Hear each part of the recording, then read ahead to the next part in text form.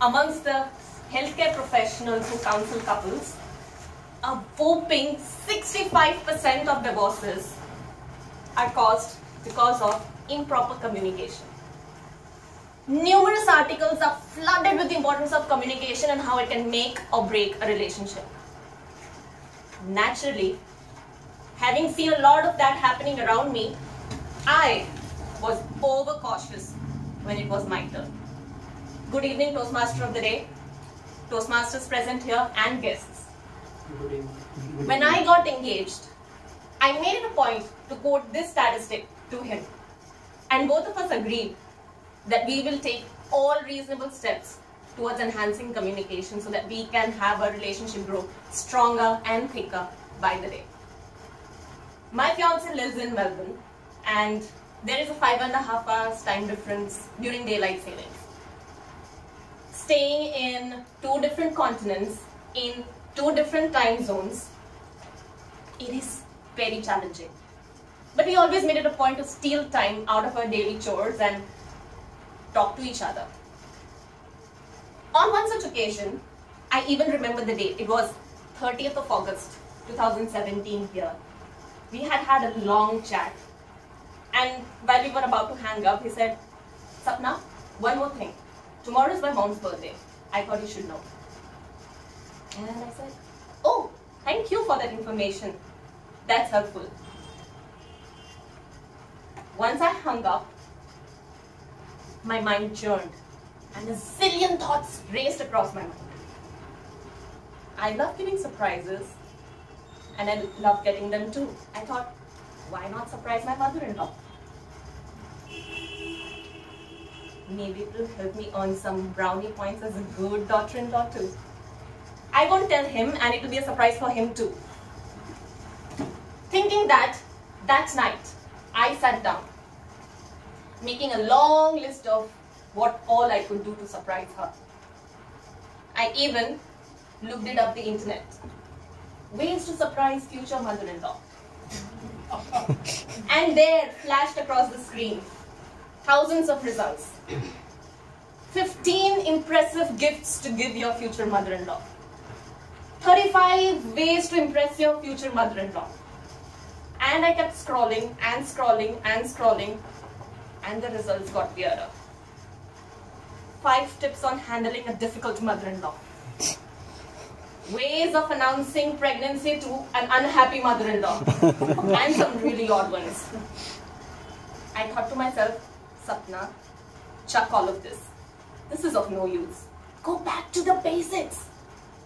And then it dawned upon me. Why not simply surprise her with a bouquet of flowers at her work? Next day, I took a break around noon, rushed to a bakery, grabbed a cake, went to a florist, got a bouquet of exotic flowers. The heady mixture of fragrances of lilacs, lavenders, lilies were enticing. I couldn't wait to see the look on her face. Off I went speeding through the roads, hysteric about the entire thing, waiting to see her thrilled, waiting for her to hug me and thank me. When I reached there, the security guy wouldn't let me through. And I had to wait at the reception while he gave her a call. While I was sitting there, with the bouquet of flowers towering above my head, I could see and sense people glaring at me. Now, I had never met my mother-in-law, future mother-in-law, in person, in private, alone. And the nervousness of seeing her at her office unannounced started crawling into me. And when I saw her approaching me, beads of sweat broke out around my forehead. My hands started feeling clammy, my heart started pounding. As soon as she approached me, I scrambled up, gave her the bouquet and went to touch her feet. Before she could say even anything, I said, "Happy birthday, Auntie. I'm so happy to see you today. I hope that smile never fades, and I wish and pray that God blesses you with loads of happiness and good health." And I rambled on for a few more minutes about how I wanted her to be surprised. And once I made a pause, she said, "Thank you so much, beta. But today is not my birthday." I wasn't sure what was happening. And I was trying to process the words that I had just heard. And she said, "It was indeed a wonderful surprise, but my birthday is tomorrow, 1st of September. I couldn't wait to scram out of the place as fast as my feet could carry me. And in my mind's eye, I could see grabbing my fiancé by the collar. Oh, revenge was on. How dare he play such a prank on me?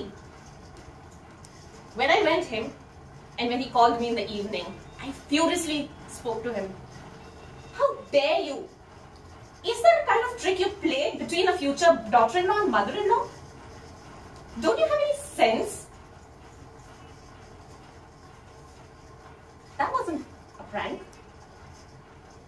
I told you her birthday is tomorrow, and it was already 31st August for me. It was way past midnight. It's not my fault if you are in a time zone that's behind me. Is that the excuse that you're going to give me? Couldn't you have just mentioned the date? That would have spared me tons of embarrassment. And on it went for a couple more hours. Ladies and gentlemen, we all get lost in importance of communicating the right way. But we forget that communicating isn't just how long you talk to each other for. Communicating well is being specific too. Because sometimes the words left unsaid are the most important ones that should have been said. Over to you, Toastmaster, today.